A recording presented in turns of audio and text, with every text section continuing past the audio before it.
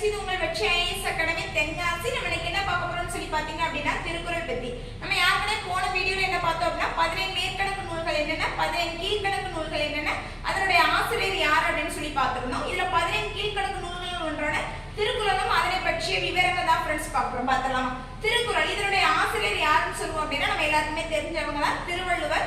இவருடைய ஆண்டு காலம் எப்போன்னு சொல்லி பாத்தீங்க அப்படின்னா கிமு 31 அப்படின்னு சொல்லக்கூடியதா இருக்கு. தற்போதைய ஆண்டு நம்ம என்ன செய்யறோம் அப்படின்னா இந்த 31 கூட்டக்கூடியதா இருக்கும். அப்படி கூட்டும் போது நமக்கு இப்போ தற்போதைய இதுல திருவள்ளுவரோட ஆண்டு எவ்வளவு சொல்லுவோம் அப்படின்னா 2056 அப்படின்னு சொல்லக்கூடியதா இருக்கு.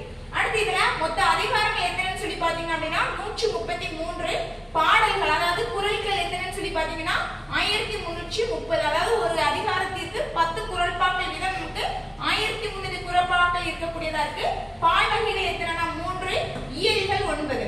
அதாவது என்னென்ன பால்வகை என்னென்ன இயல்கள் தான் ஃப்ரெண்ட்ஸ் நம்ம இந்த வீடியோல பார்க்க போறோம். ஃபர்ஸ்ட்ல அறத்துப்பால்.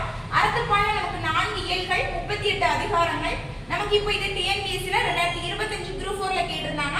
அடுத்து பாயிரவியல்ல 4 அதிகாரங்கள், இல்லறவியல் 20 அதிகாரங்கள், துறவரவியல் 13 அதிகாரங்கள், ஊழியல்ல 1 அதிகாரம்.